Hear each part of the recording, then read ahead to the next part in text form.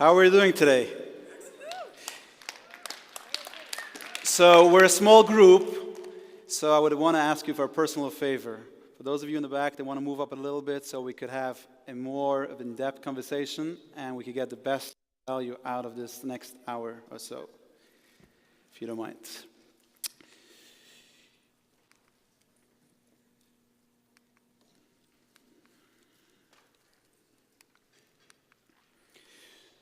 So my first lesson with Infusionsoft, been knowing the company for a long time, was always start with a positive vibe. So that's how we're going to start today as well. So I want to call on my friend Nancy. Maybe you want to share something, a positive vibe. Positive vibe. Gosh, you caught me off guard. That coming here is going to double my business over the next 2 years. Cool. How about one more volunteer? Shark. Positive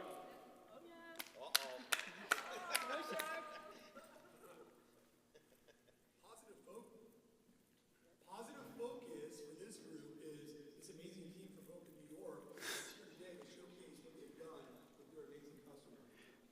Their customer is our customer. Their success is our success. So positive focus with P-Tex and Meny Hoffman. Thank you. The reason why we love starting with a positive focus because one small positive thought in the morning can change your day. On the flip side, beautiful things happen when you distance yourself from the negativity. And that's why, learning from Infusionsoft, the years that I've been involved with them, in our company, every single Monday morning in the huddle, we start with a positive vibe because it changes the way that the work week goes upon ourselves. So that's why I wanted to start with that. A little bit about myself, quickly. Created my first business card at age 14. Same company name, almost. Been featured in many magazines. Recently became an official Inc. columnist.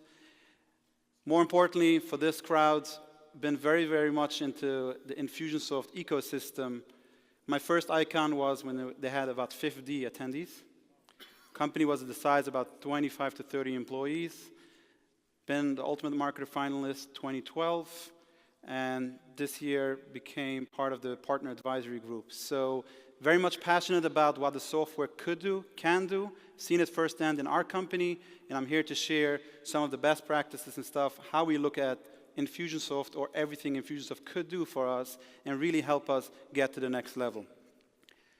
I need to speak about the most important part of us, which is my personal life, which is I'm a proud husband and father of 7. So here are some of the pictures, photos, just to get to see some of the action. And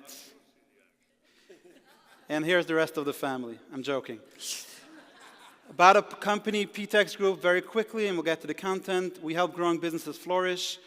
We do that by having multiple divisions focused on branding and marketing, where we help with strategy and execution. Printing and design is the day-to-day stuff that we need to get done. We have an in-house call center where we help companies that do marketing campaigns and need some for lead gen and other opportunities. Web development team.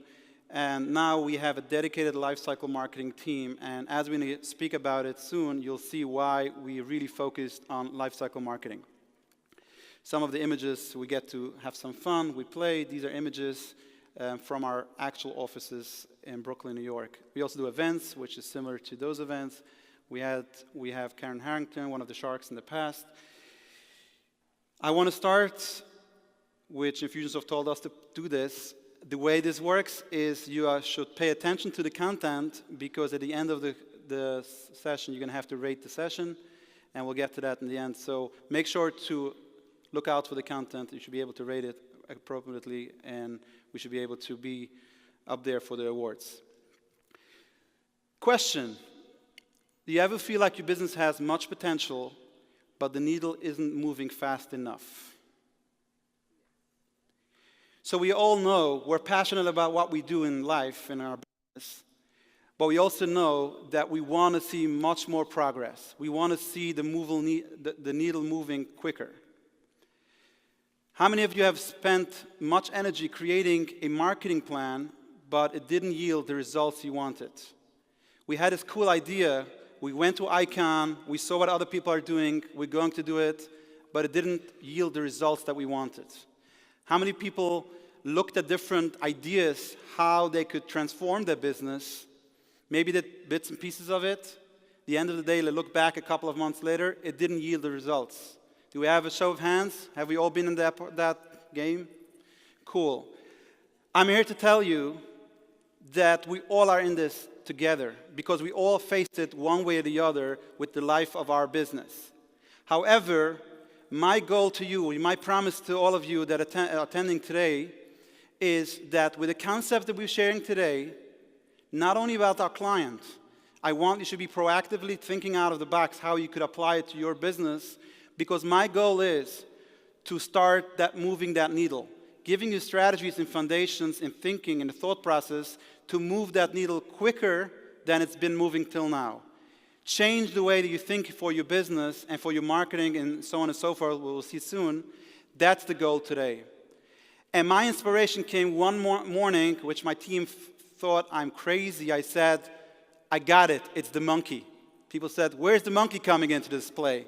I said, it's the monkey.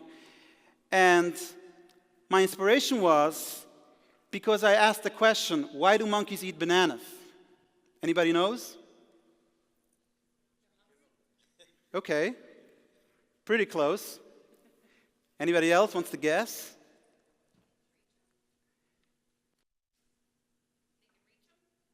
Okay. The banana can't eat the monkey. That's a good one. But to be honestly, I don't have the answer. We could ask them.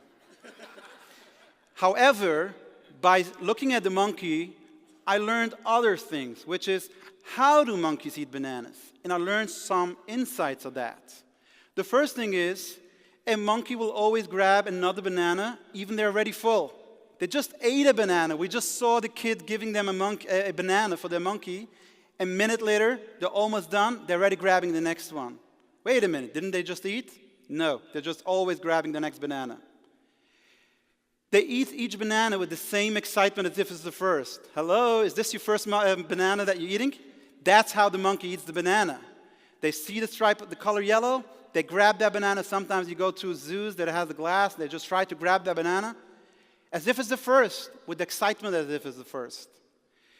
But we're going to even deeper, which is, I saw some studies and some research from people working with monkeys. They said, interesting fact about a monkey, which is all animals get used to doing certain things a certain way, and they follow that same pattern again and again and again. A monkey is an animal that doesn't pay attention to how they did it yesterday. If at the spur of the moment they have an idea how to eat the banana, they'll go bottom up, down, no matter what. They'll deal with their colleagues, their family of monkeys, differently every day. So it's not like this is how they have relationships with their rest of the monkeys. This is the respect they have, or whatever it is. They'll, on the spur of the moment, without any strategy, they'll just jump in and do something. So when I saw those three things, I told my team when we were preparing for this presentation that we are doing the same for our business. The problem is we tend to do the same in our business. How we as business owners come to conferences like this, go online, go to other places, and we buy into every new shiny object, every new shiny solution. That meaning we didn't yet finish with the first one, we didn't finish our first strategy, but we're going, oh, somebody says this new big thing, and let me start doing it for my company, but it's not fitting in. It's like the next banana, even you're full already. You have so much on your plate, and you're going for the next banana. We treat every customer the same way. That means we have the same excitement. Hey, come on in. Where's your VIP clients? Where's the client that already knows and likes and trusts you already? Why don't you offer more services? Why are you not communicating differently to them? And the important part, which we're going to see soon, is when you look at your client base, you cannot look at every customer the same way. You cannot look with the same excitement for every banana you get. And that's a lesson that we have. And more importantly, we abandon the low-hanging fruits without realizing the potential. How many of you feel right now, if they really want to zoom in, they have customers to call and make sales out of them? Anybody? No, not enough hands. The reason is we, and everybody's included in that, we run for the next lead gen idea. We run for the next lead gen idea. And as we heard today in the morning, when we speak about follow-up, we speak about those, the nurture campaign is as or even more important than the lead generation or the welcoming campaign. If we don't do it, we end up finding ourselves with a monkey with so much bananas, lost in between the different bananas because we don't know how to move the needle. Where do we start? What do we do? And that's exactly what I'm here to say. Not only giving you the problem, but the goal over here is to help you come up with a strategy that you're going to actually see results. And as we go along, we will have our client come up, share a story with them about what we've done for them, but constantly bring it back to you, everybody in the room, to see how we could actually help you and walk out with more strategy. The solution that we found is lifecycle marketing. Been in business for 16 and a half years. We run a company and a marketing agency out of Brooklyn, New York.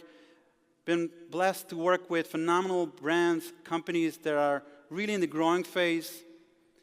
What we saw, the successes of those companies, when they had a team dedicated to understand that when you focus on branding, it's fine. But then there is marketing, then there's your sales funnels, and then there's your operations. Some companies will independently focus on those different things. And what happens is they might be good at a time, but it's almost like the monkey eating the banana, not asking, did I eat a banana 5 minutes before or after? So when we saw those companies that are very successful, those are the companies that were saying, wait a minute, those all pieces have to work together. And then we took the foundation, as some of you might know the lifecycle marketing concept, adapted it a little bit, expanded it a little bit to the following. Yes, we look at attract, and we look at it in the attract stage. How is our branding looking? How is our marketing looking? How is operations looking to funnel through those things? And we'll speak about more in detail soon. But the concept of attract is, where am I out there to get business? And we'll go into details a little later how you could actually do it for your company. Then we have interact. Now that you attract them, we want to see how you interact with your clients. Then we have transact, which is the whole onboarding experience with your clients, from the welcoming process to actually delivering your service. And then we have impact, which is from then the nurturing to be able to get the business to expand. Now, on the tables, there is a worksheet where while we're going to go across the presentation, you'll be able to take notes quickly when we speak about attract, interact, and transact, and impact, to see some stuff that you could implement for your company. And on the flip side, that's something for homework where you could say, you know what, so many great ideas, what are the 3 things I'm implementing within the next 7 days? And believe me, it's possible. I've been going to conferences for a long time. Whenever I go to a conference, I come home knowing that 3 things will be implemented within 7 days, and it always works. And those could be small stuff as well.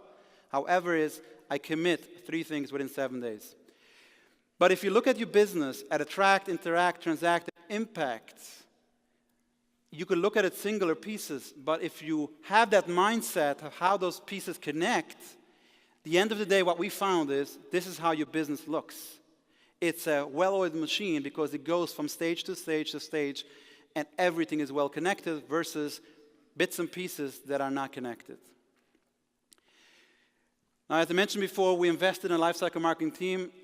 It's fair to mention the 3 people from our team that are actually with us today: Nathan Weil, Rochelle Ginsburg, Shauna Laufer. They are actually in the trenches working for our clients. They are actually responsible for the client success that we're going to share with you today. So I really appreciate their presence, and I think it's fair for them. And for the client success story, I want to call upon Rochelle to come up and explain what was done for this particular client. But let me tell you a little bit about the client first, and then dive into the actual campaign. This organization, the name is Bona Alam, leaving no stone unturned to help couples achieve the dream of parenthood. What they do is they help local families with rare medical problems conceive healthy children. Since its founding in 1999, Bona Olam has assisted in the conception of thousands of healthy babies. This organization is very dear to my heart personally. I've witnessed family members that have gone through this process. I've actually witnessed a friend that had his first child which was unhealthy. He called me aside and he says, I know about this organization and I need your help. I know you know the founder of this organization. I asked, what's going on? He said, I had my first kid which has a heart disease and a heart failure, and the doctors are not giving them a lot of time. So I want to have more kids. But my wife is telling me that there's no chance because the doctor gave her a 60% chance of having this next kid also with heart failure. And I was involved in that case with medical research. We were able to support in knowing facts that what the doctor said does not have any merit. And luckily, they have 2 healthy children afterwards. So when I got involved in this organization, especially with our expertise in marketing, we've been involved now for many years. And they raise millions of dollars to support those research and those development. And they have multiple functions. And we want to speak about one function, which is one of the campaigns that we did, which yielded a tremendous amount of success, which we're going to see soon. But they do multiple events throughout the year, different types of fundraisers. And the reason why we picked this particular cause for this presentation is, you'll see out of the box, some people ask us, a nonprofit, how could they use Infusionsoft? Or how could its donors is different. We wanted to show you something out of the box where we could be using. Another thing why we picked this particular campaign is because you might see a lot of cool stuff today. A lot of cool stuff that needs integrations with third parties and so on and so forth, which sometimes is very overwhelming and it gets in the way of progress. We'll show you campaigns which is focused on strategy. Once you have that strategy, you're able to implement so much of it right out of the get-go within Infusionsoft. Once you have that strategy, yes, you could add integration here and there to support what you're trying to do, but we want to keep it really simple so it doesn't take away from the concept that whoever is in the room could walk out with concepts for their business. With that said, I would like to call upon Rochelle to go into the details of the campaign. Thank you. All right. Everyone having a good time? Yeah. It's really an honor to be here. We've been working with Lifecycle Marketing for about half a year now. We're doing really exciting things, and being here at ICON, this is actually my first time. So the inspiration, the devotion that the teams here have, it's amazing to be here. And today in this breakout session, what we're going to be doing is we're going to be really going into the depth of the campaign and really getting our hands dirty to show what Infusionsoft can do for your business and get some ideas. So make sure to take notes because that's how it's going to be most beneficial to you. So just a little bit of background of the context of the campaign. So they have other campaigns going on throughout the year. This is the flagship annual fundraising event. They have 300 volunteers. We have to get them all involved, make sure everybody's on the same page with the campaigns that we're doing. There are dozens of house parties that are happening at the same time. There's a social media bake-a-thon to support it. We have 2 live gala events, and we're promoting that as well. So all of it, and of course we also have the central focus is this auction, which is kind of like a raffle. You put some money in, or you choose which kind of prizes you're interested in, and then they choose they choose a winner. And there are many really cool prizes, everything from $10,000 in cash to flights, first-class flights, to getting your kitchen redone. So a lot of exciting things. And we also have, let's say, if somebody wanted to, let's say they put money into the campaign. They try to get into one of the prizes, and let's say they don't win because it's a raffle. We had different free gifts that they give a certain amount of money, a donation for the cause, then they get an automatic free gift for sure, besides for the auction prizes. The events itself had this fabulous food fair. We had a program with performances at the event. There was the Bake for Dovi, which is the social media campaign that was part of it, we actually got social media influencers, different food bloggers together as part of it, and they were able to post different things that would be fun for kids, because this is all about the kids. And we had a lot of marketing involved. We're a marketing agency by nature, so having the marketing, we had, posters on the streets, we had the different kinds of billboards, we had the auction booklet, which was put into, like the street corner, like, stashes. So we did a lot of really interesting things, like bumper stickers. This was the booklet itself. Here you can see a sample of one of the prizes. This was a trip to Israel. So a lot of really exciting things. And the whole idea here was that these are all lots of interesting and exciting ways to promote what they're doing and to promote the cause. But everything was brought together totally to the next level when we were able to add in the life cycle marketing component.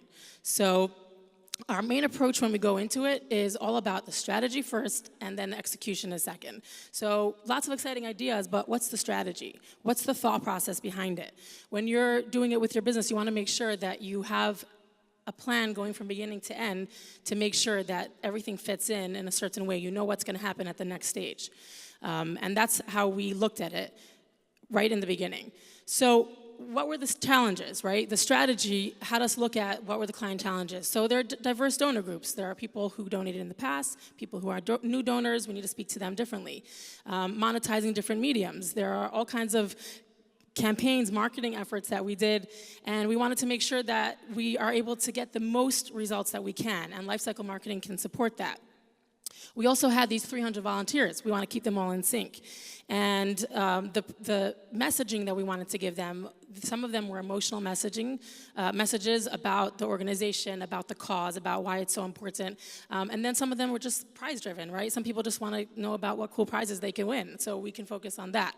So we had all these different things that we wanted to keep in mind, and lifecycle marketing took all those ideas, and as Meny said, we have the attract, interact, transact, and impact to make sure that we're looking at it throughout the customers' interactions with the company.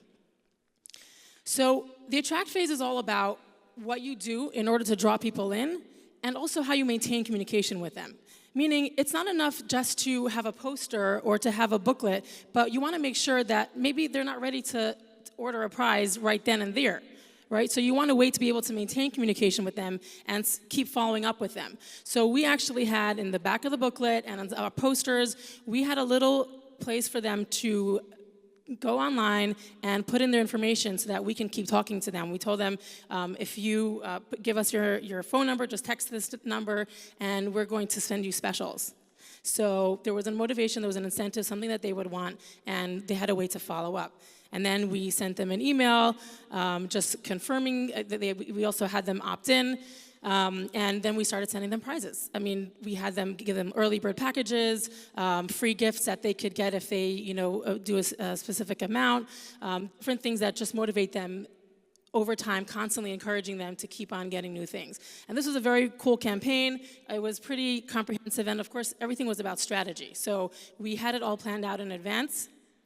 We had it all figured out. For example, just a few interesting notes that you might want to kind of look at. As we were coming closer, we had almost like a countdown. So the first time we had 30% off, then we had 20% off, and it's like, hey, it's getting a little lower, so maybe we should really catch it now before it gets to 10% off.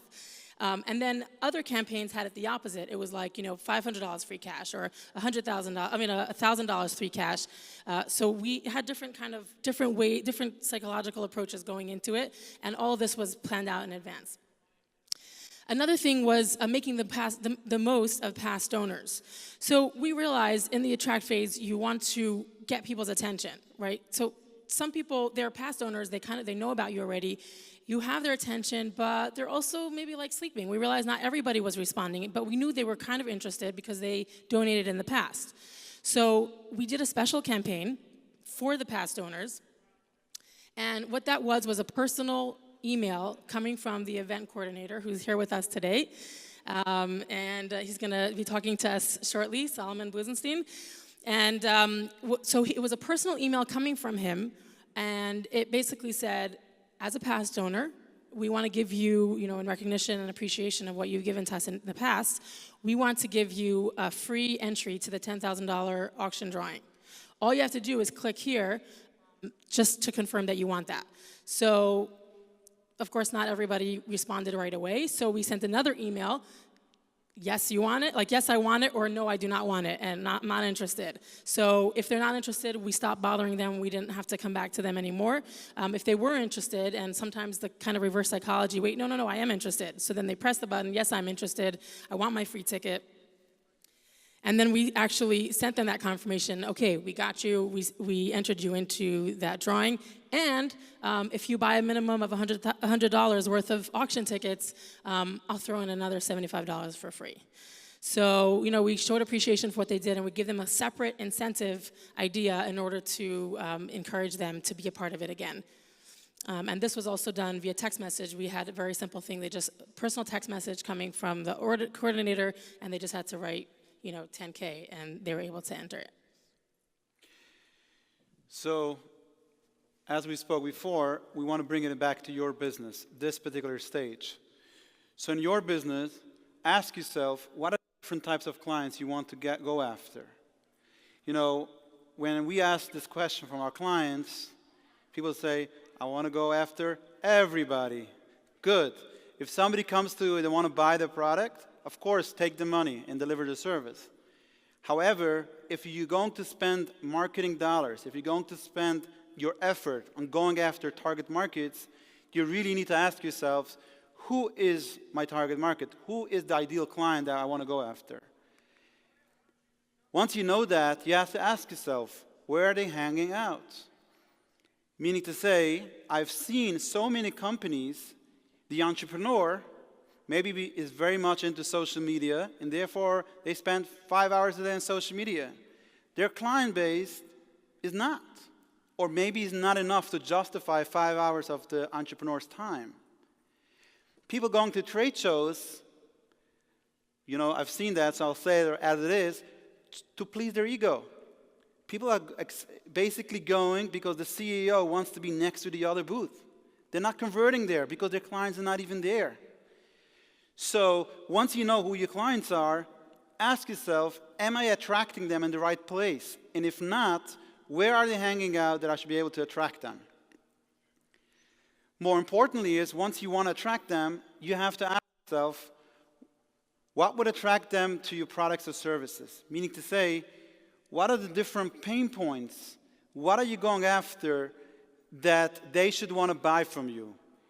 So this is the stage where we call they have to get to know you because you're attracting them. If it doesn't click, sometimes, if the first impression is not the right impression, you can't fix that. So the important part is, what is exciting about your product? What's your USP? What's your unique selling point? I remember at one point asking a client, what is the USP? He says, are you asking if we ship UPS or FedEx? I said, no, USP stands for unique selling point, and it's very important. And guess what? It's easier said than done. Some people ask, I've had a story with a packaging company and asked them the same question, and he said, I don't know, we sell packaging.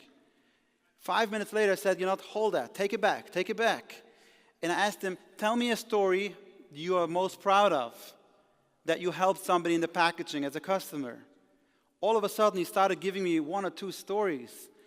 And right there and then I said, you see, when you cold call and you have to call everybody, you're getting a lot of refusals.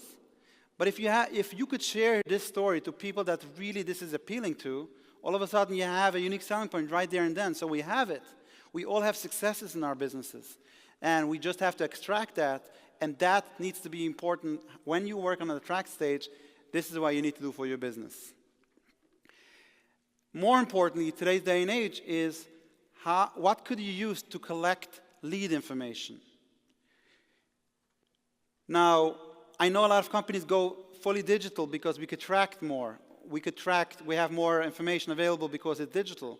Guess what? If you go to a trade show, the one-on-one interactions is very important, but how do you capturing those leads? If you send out an auction book, which our client has sent out in this presentation, which we cannot get rid of because it's a very key element for this campaign, okay, so we send that out, but how could we convert that to now having the contact information so we could constantly monetize and maximize the results of it? So that's where, text message comes in. Some people use QR codes still, or other mechanism where you could take information and move them into a place where you could much more manage those leads. So think in your business, as you go through it, what are the more traditional ways that you communicate which you might not transition those people into actual a system like whatever you're using in order to be able to constantly nurture those leads to the next level. So just to make it practical, Yeah. to make it practical for some of the people here, not everybody's a nonprofit organization. Some people have, let's say you have a cupcake business. What's a good way to look at these ideas and apply it to a cupcake business? So good example. So let's say somebody's a cupcake business. Now, the first question you'll ask yourself based on this list, who would be attracted to my product? Maybe the answer would be, what type of cupcakes? Are you a replacement to basically the mom's cupcake, and you're just a very fresh, homey cupcake, and those people that don't have the time to do it, and you're the replacement? Or you're the party cupcake, when somebody needs hundreds of cupcakes. Once you know what product you sell, your question will be, okay, who's my target market? And I bet you, if this is a replacement to the mommy cupcake, then you're going to go to those busy moms that are not home cooking and baking every single day because they don't need your product. And then you ask yourself, how does a busy mom look like? Where are they? Maybe they're hanging out at Icon. Maybe they're actually on social media because maybe they follow certain mommy bloggers where we could be interacting with them. That's the way you're going to go. But just to get to the concept, not to, we have a lot to get to. It's pretty easy. I think it's what Clayton said best in the morning, which that line, I think everybody should go back to the basics. It's basic stuff. It's a matter of focus, and then implement. So that's where we are. Okay, so in the interact phase, once we have people's attention, we have to now interact with all these people and make sure that we're converting them and getting their donations from them. So we have these 300 volunteers that we're working with. Now, we know that they need encouragement. We know they need inspiration because they're just volunteering their time. We want to make sure that they are inspired enough to keep doing what they're doing, and they need appreciation, of course. Now, there's something else that we knew about our volunteers, and that is that they're busy moms. And they didn't have a lot of internet connectivity. They were busy running around with their kids. They don't have time for long emails. So if we wanted to plug into Infusionsoft, start setting up a bunch of emails, it wouldn't really speak to them. These volunteers, because we understood who they were, we realized they didn't have time for that. So what we decided with them was that we needed to reach them with text messages and text messages only. So that's exactly what we did. We set up a whole campaign for the different types of volunteers. We had different neighborhoods. And we started off like this. It was a very simple text message. It came from the volunteer coordinator, just introducing them. So thankful to have you on board. Get ready for a beautiful volunteer event that we have for you. Then as the volunteer event came closer, we sent them another text message, letting them know why it's going to be fun, they should come, looking forward to seeing you tonight at 9 p.m., right? So it's really personal, very informal, no long stories, just a quick text message. And then after the event, after this very interesting thing that we did, which is that instead of just following up with a thank you for coming to that volunteer event, we actually sent them a text message that they can, and it was in a separate text message. We kind of did a little intro, and then we sent them a text message that they could literally copy paste to their lists in order for them to just make their job much easier. They don't have to think about it. They don't have to come up with the lines themselves. They literally could copy paste, hi, I'm selling tickets for the auction. It's great. I have special discounted prices. Check out their amazing prizes and the free gifts and be in touch with me before this expires. So they literally can just copy paste it and use it for their lists. So just making it as easy as possible. And also, as part of the inspiration, we sent them a message from the rabbi who organized this campaign, who organized actually the entire organization. Keep up those amazing calls. You're really changing lives. You're making a big difference for people. God should bless you. It was very personal and very warm, and that was a way to really encourage this particular target audience. Now, another part of the interact phase is we realize that we're interacting with different donors, right? Not everybody has the same kind of interests. They need different messaging. So we had everything from, today only you'll get a free ice cream maker with your order, or, you can get an additional 10% off. We had fun GIFs that made it a little bit more exciting. And of course, when we had those little one-off prizes, we made sure that we made it clear that it wasn't just like a kind of, this is an idea, but we're not really following through. We actually made sure in the next following email to tell them, oh, and the winner from last time is this and this person, so they know it's really authentic. We're actually giving those prizes. And sometimes we sent a video explaining, what the organization does, and we had a personal story showing how the organization really made an impact on somebody's life. So we really diversified the messaging to make sure that we're reaching the different audiences and speaking to them in different ways. So going back to your business in their interact stage is, are you addressing the pain points? Meaning, just a second going backwards, we know based on data and based on historical diversification of the audience that are donors for this particular event, there are people purely for the cause, there are people purely for the prizes, and some people in the mix. Some people go for the design stuff, some people don't. In your business, are you addressing the pain points? We heard it today in the morning where Clayt said, I think the statistic was between 5 and 10 interactions till a person's ready to buy. Some people have to get to like you, and the way you build that level is by knowing that this is your problem, and then obviously communicate a solution to them. So if we speak one language in the interact stage, we're basically alienating a bunch of people that are not ready to buy now, and we're also not speaking about their pain points and connecting it to our solutions. So I would encourage you to actually review your campaigns and see if this person would be having this pain point, where in our funnel are we actually addressing it? And if we're addressing it, how many times are we coming back to it to say, I know what you're going through, and how could we communicate a solution to you? To give you an example, we have a particular campaign where a person goes missing in a sales process for, I think it's like 25 to 30 days without any interaction. We have a simple text email that goes out which says, I know what you're going through, I know that business people become busy, but here's a testimonial, somebody just like you that sent in to us. I figured I'll share it with you.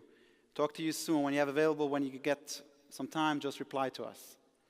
That's converting, I would say, in a percentage of 60 to 70% responses. I wouldn't say in sales, but people that go missing, all of a sudden, hey, this is me. I have the same pain point. If you were good for them, maybe we should continue talking. But now we get this interaction going, and we know where should we go with this lead. So I would ask you, one of the things that you write down is ask yourself, where could you infuse more of those stories where you really highlight the pain point, and you're right there with a solution in an unexpected moment in the engagement process. I think that's an important key. More importantly is, are you humanizing each touch point? It's unbelievable. We live in a world that humanization and personalization is so accessible, especially if you're speaking to a crowd that knows about Infusionsoft or any other technology in the field. And we still see people sending emails from noreply@xyzplumbing.com.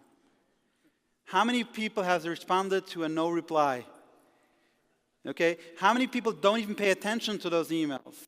We all do. Why? Why can't we interact with the human person in that company? We want to do that, and we have to do it. And again, if you want to have a little bit of homework in this stage is, where could you humanize the transaction? Sometimes it's current events. Sometimes it's a personal story. Sometimes it's something the salesperson could infuse where they bring in humanization to it. You know, going a little bit off topic, but it's accessible. I've trained another group of salespeople. You have plugins to Gmail, which gives you in the sidebar the Twitter handles or any other social media of a person. And then you could say, I know you're a Yankee fan because you're from New York. I'm joking. You can have that conversation and then go into sales. So my message to you is make sure those are human interactions. Gone are the days where nobody's reachable, emails are coming from no reply. People are expecting human interaction. When you send a tweet out to someone, you expect interaction. And that's why that interaction has to be both sides, across all mediums, across everything you do. Do you have a systemized process to nurture different leads? This is a biggie, and I think this is where we need to spend a moment to discuss it. Bucketing people, leads, is a very important part. And what I'm saying by bucketing is not literally bucketing, but it's literally bucketing. It's tagging. Let's call it in the Fusionsoft world. Is when you have limited resources in your company, you come home from a trade show, and all of a sudden they have 100 people to follow up on, it's critical. Sometimes the most important one will get ignored. We have implemented in our company that our salespeople will mark people A, B's, and C's based on the conversation they had. And when those people are being put into our system, they're put in on different priorities. Some people, all they want is basically get to know and like you more. So those people just have to be nurtured.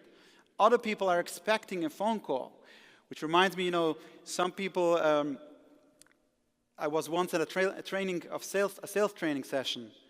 And when the person finished, there was a Q&A. Somebody went up to the podium and asked, you're a sales trainer.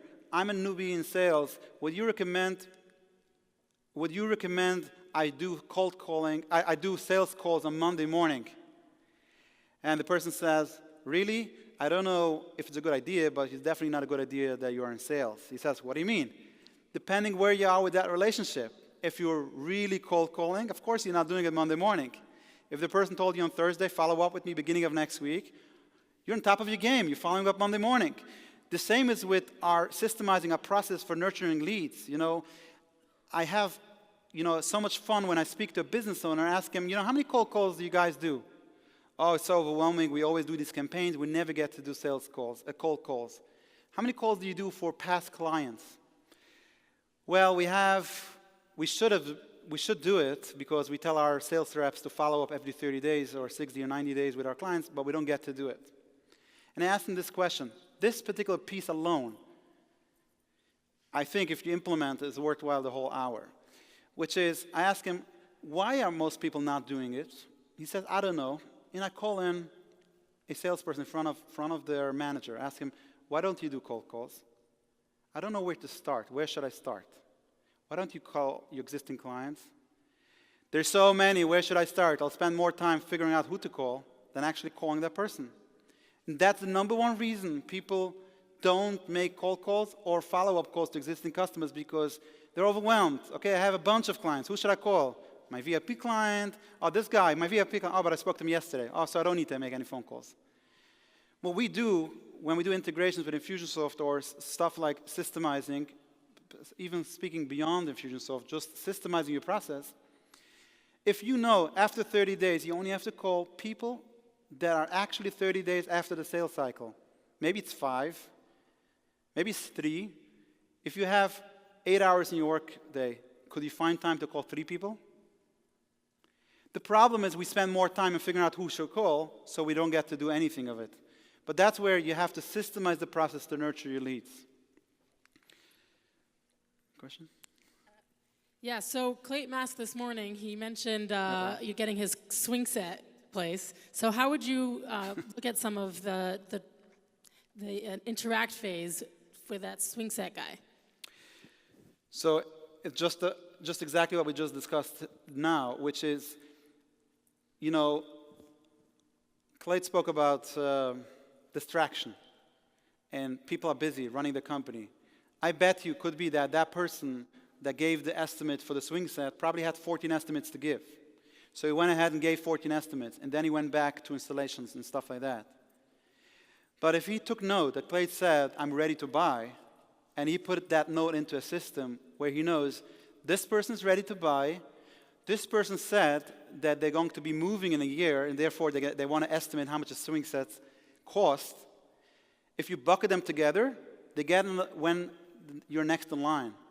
But if you bucket them separately, those people take priority, and you could have systems to help you with that. And all of a sudden, Clade gets an email, maybe out of Infusionsoft, saying, hey, if you need your swing set for this summer season, put in your order right now, because otherwise you won't be able to ship and install by the time you want it. Chances are, Clade will go ahead and place the order, correct? The problem is, it's on the business owner to decide, and when they need to decide, they're juggling so much stuff and so much distraction. So it's exactly part of the systemizing the process to nurturing leads. Okay, who likes to make money? Anyone? Not so much. Really? Nobody else? Yeah, all right, so let's make some money. In the transact phase, we want to make sure that we're more than actually just making money. We're closing the sale, we're making your money, and what's the most important thing as part of that? Tracking results. We have to make sure we can track it so that we can repeat it and do more of it next time. So one of the things we did, we had a very simple website, very easy to use, so of course making sure that the transaction itself is as smooth and easy as possible. We had some people that were just doing phone calls, right? The volunteers are doing phone calls. Not everybody was using online platforms, so we had a written form as well. We want to make it as easy as possible to make the transaction. That's something really important when you're looking at your campaigns, when you're looking at the transaction phase. Even the littlest thing that can hold them back, like we talked about, this morning they talked about having the 1 second page load. It makes a huge difference. You want to try to test your own transactions to make sure that it's as smooth and easy as possible. So in this case, we actually created a written order form that they were able to just collect it and send it in. We also made sure that we were tracking everything.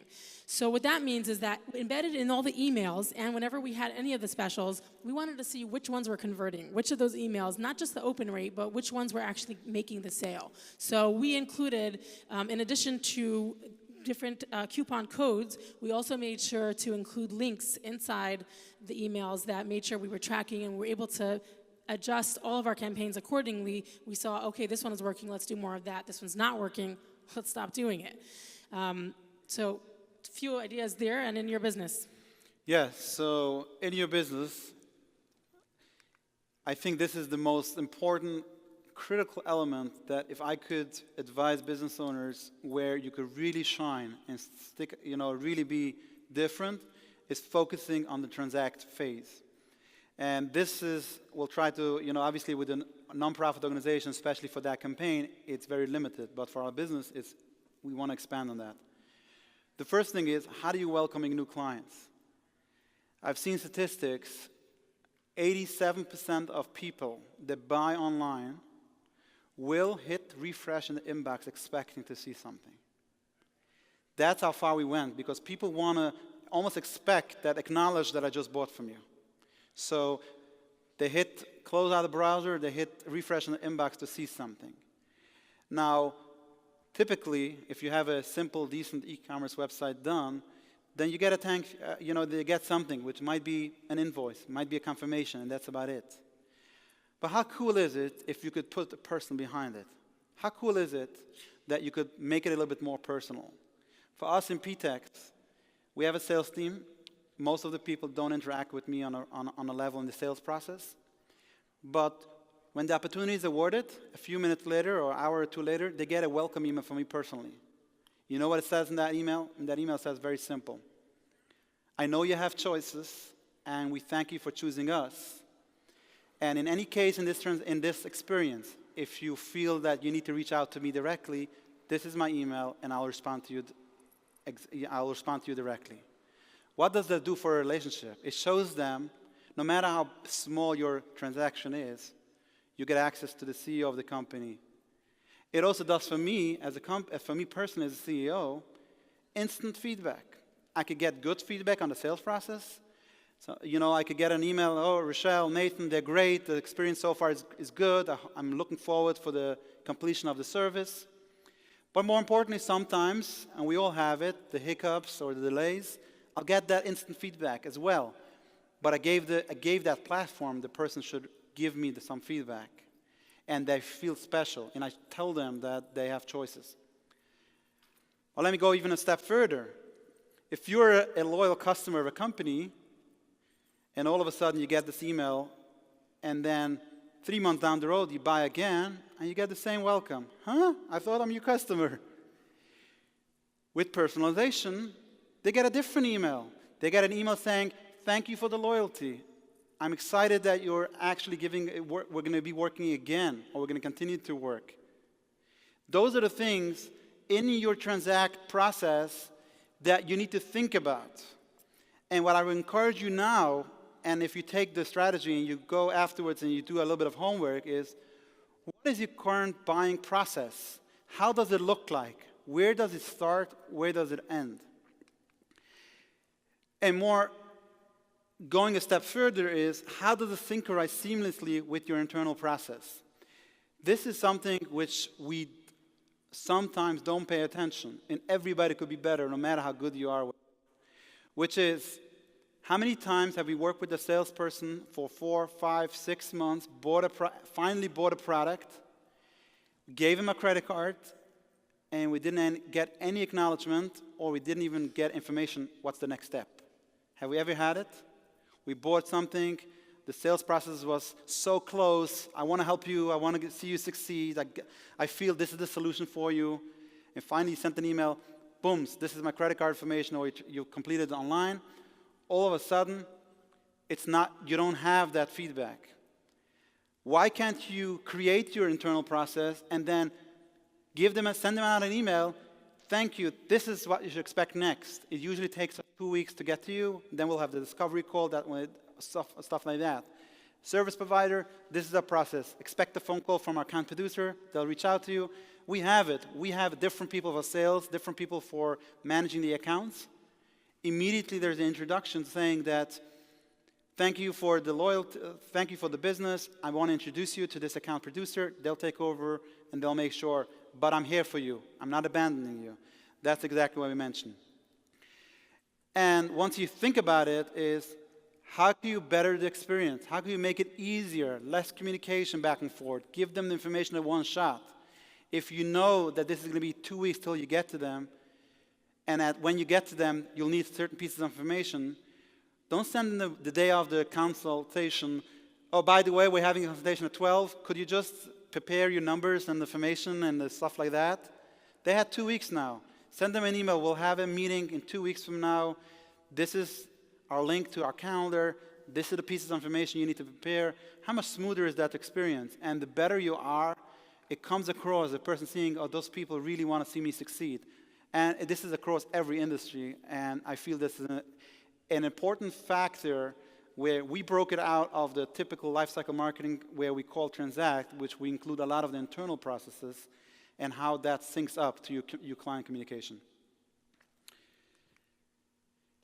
And finally, you have to be able to be on top of it, which is you need to track that. And what I mean by that is, if we're following through in our presentation so far, we spent money in Attract, we work with them in Interact, and now we got them to be a client. Let's track, is it working out? And if it's not working out, maybe that wasn't the right client. Maybe we have to go back to Attract stage and say, wait a minute, who has a client that they want to fire right now? So we'll go by the people that did not raise their hands. That's the amount. We all have that, and sometimes most of the times it's our fault. Why did we let them be a client in the first place? And sometimes we felt it.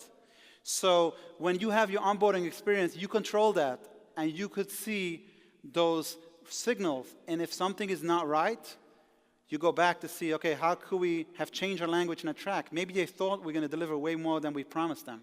We have to tweak that language, and so on and so forth. We're almost getting out of time. We're running out of time. So we're up to the last phase, the impact phase. This is where you really make a difference and show your customers how much you care and why you're different than anyone else out there. So close the sale, great, 2 more. So we noticed that some people, after they made a donation, they felt like they were doing as much as they could, but we said, you know what? maybe we can get more out of them. Let's encourage them to donate even more, dig deeper into their pockets. So we sent out an email that thanked them for their valuable donation, and then we said, you know what? Was there another prize that you had your eye on? Maybe there's something else you wanted to get. So here's a special offer to you. Order another $50 in prizes, and we'll throw in an extra $100 worth of tickets for free. So we're motivating them to get something more, to dig a little deeper than what they thought they could do before. And we had different options for people who donated less and some people who donated more. Of course, as we are coming closer to the event, because it wasn't just about the auction and the raffle itself, there was actually an event that we were encouraging them to attend. So we had different reminders leading up to the event. It's in 1 week. See you Tuesday. See you tomorrow. Make sure to bring your friend. Don't forget that referral campaign. Instead of it being a whole campaign, it could even really just be plugged into an existing email campaign that you have, and the day of the event, another email, hope you're hungry, we got lots of food for you. And of course, after the event, we show their appreciation, and we had our eye not just on what the transaction was just now, but next year we're going to be doing it again. So we made sure to thank them after the event. We want to show their impact of what they did, announce the prize winners, show them photos of the event, and of course a link to donate more. Since they were engaged, they were inspired, the organization was meaningful to them, so we wanted to give them an opportunity to donate more if they wanted to sponsor a child or something to that effect. So here are some of the lead-up emails as we came closer to the event. So in your business, really quick, is how are you currently impacting your customers? What are the metrics you're looking at? Did we do a good job? And what our promise was, and how we developed, and how we actually helped that customer. Once you know that, you're able to take that to the next level, which is they already know, like, and trust you because you impacted them and they saw success. Now the question is, how can we upsell and cross-sell them different opportunities? Now, I'm not speaking from a sales perspective, just getting more money out of the client. I feel most of this relationship, you could actually extend that. The people need more help, need more solutions on different ways, and that's where you could expand on that. How can you obtain more referrals? You have a person that you know, like, and trust. How can you get referrals from that? How important? What's the number one reason why we don't get enough referrals? We don't ask for it. Quick story on that. I had a client that sent us really a high-end client doing a lot of business, a wealthy person, to be honest. And they did a project. They sent us a lead. And we always ask, how do you hear about us? And he told us this and so-and-so sent us. I went and sent out a $180 check to that person with a note as a thank you for the referrals. 2 days later, he calls me, Meny, are you kidding me? You're sending me $180 for a referral? So he says, listen, this is our way of saying thank you. And believe it, in the next few days, he got us another couple of referrals. So it's not only having a way of asking for referrals, showing appreciation for referrals, and keeping that going. How many times we get referrals, but we don't acknowledge it? What does it do? It actually has that person say, how did I know if they're not appreciating my referrals? But if you show appreciation, as simple as we have a custom email as well, sometimes go out, we love referrals, just a heart with love referrals, and a nice email that's available in our app, and everybody could use it. Anytime you hear something, you could just plug in the company's name and just send it out.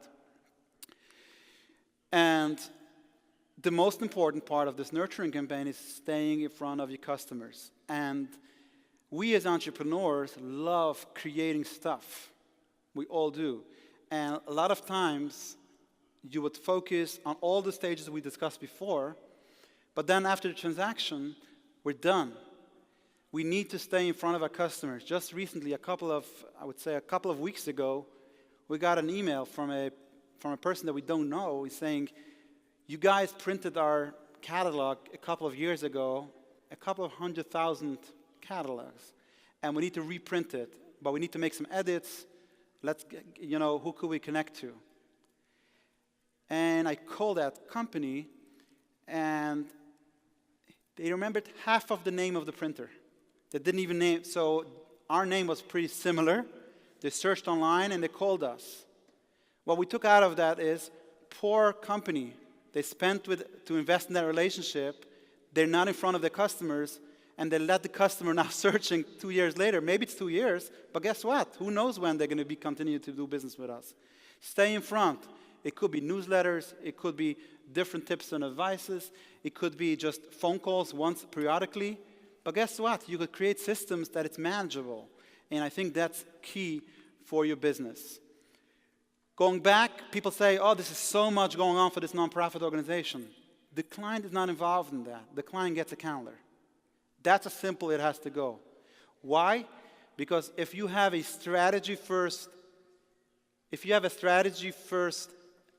mindset, you ask a bunch of questions, you build out the conceptual part, and then it goes as simple as a calendar.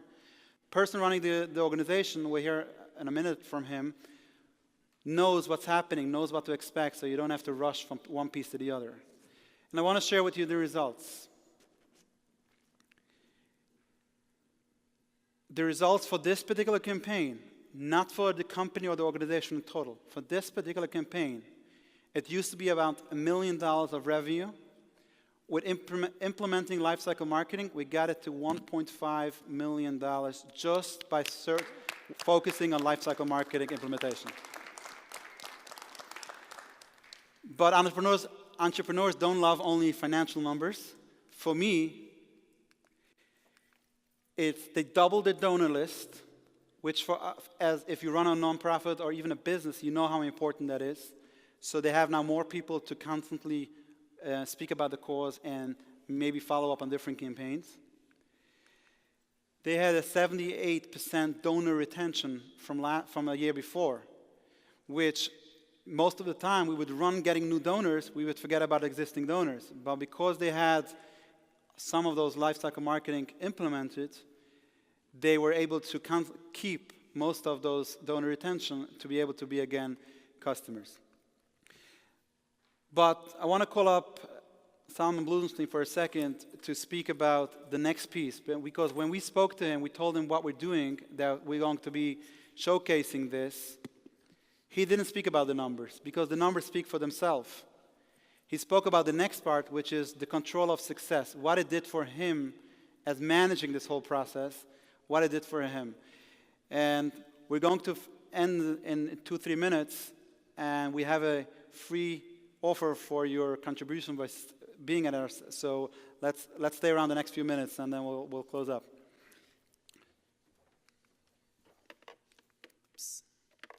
Thank you, Meny. Thank you, Rochelle. It's quite exciting to relive this. It was quite a while ago, a few months ago, and it was quite exciting to relive it.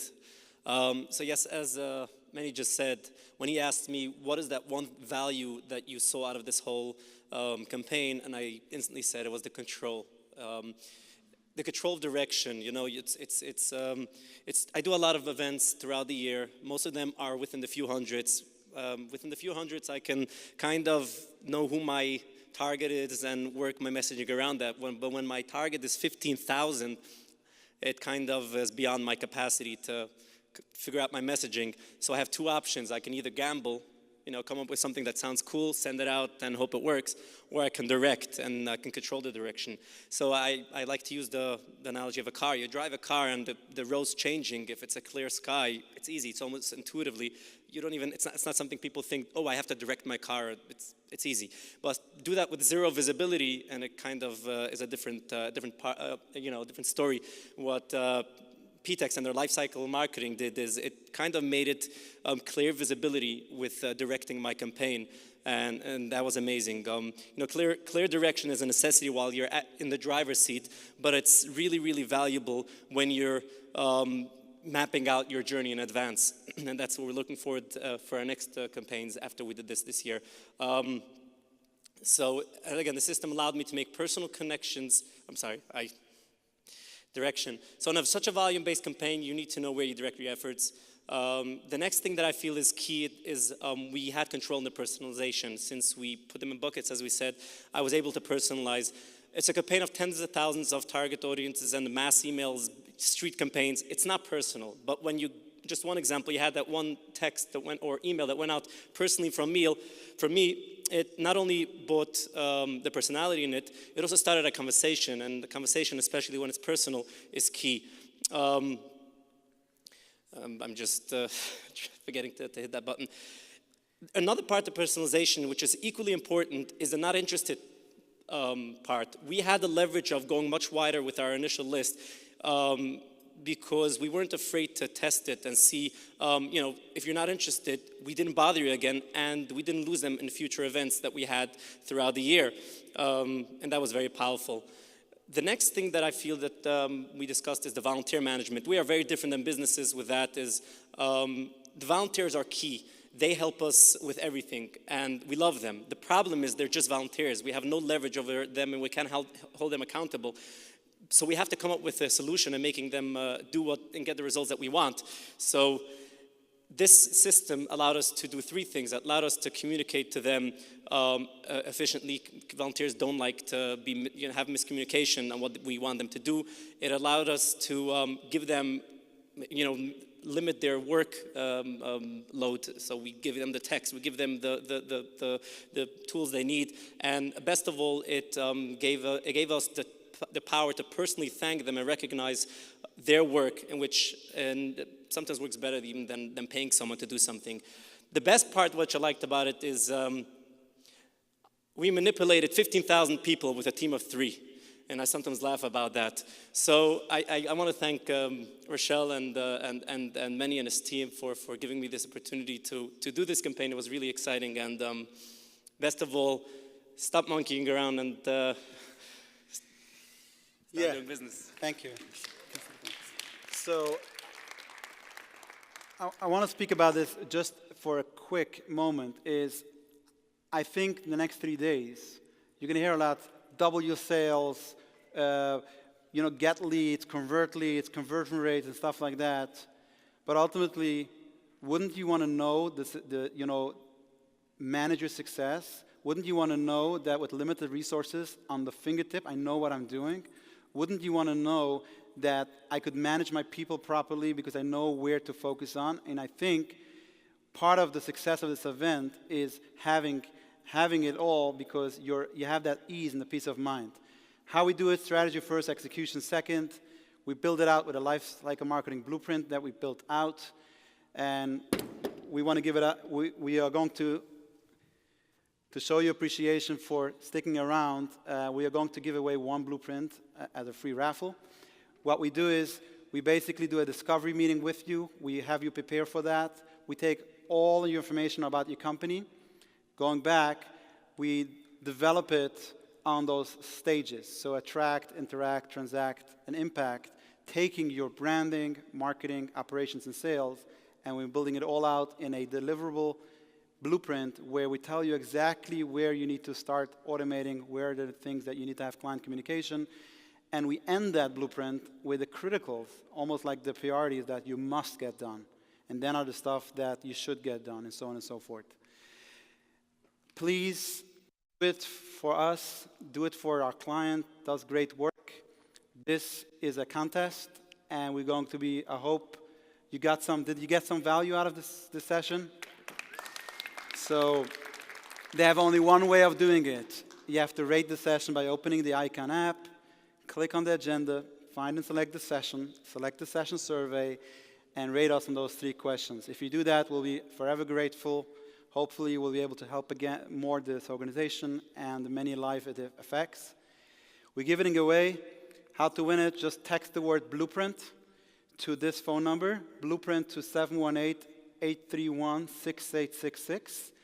It's easier for you to just hand us a business card, we could do the same. And at the end of, we're going to be doing the end of the week, we'll do a free blueprint and for your sticking around. I was asked by Infusionsoft, there's another raffle for an iPad, so if you want one more moment. So again, thank you for being with us. I hope you got some value. More importantly, take 3 things you learned today and implement it within the next 7 days. Thank you again. I'll stick around for any Q&A.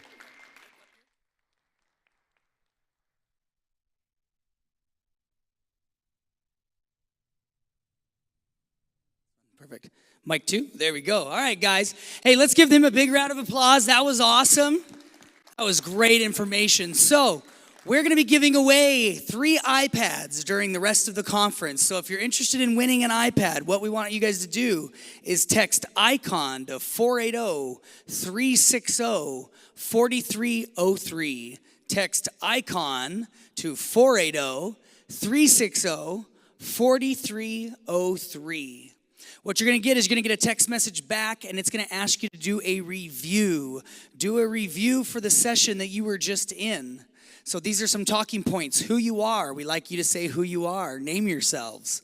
Say what breakout you attended, and then tell us something valuable you got from that breakout. Now, how it works is you have 2 options. You can do a video review or a written review. If you do a written, you're entered in once to win one of the 3 iPads. If you do a video review, you're actually entered in twice to win one of the 3 iPads. We'll be sending out notification. We'll be giving them away all week long, the rest of the time. So text ICON to 480-360-4303 and get your review done. Thanks so much for coming, you guys. You guys are awesome.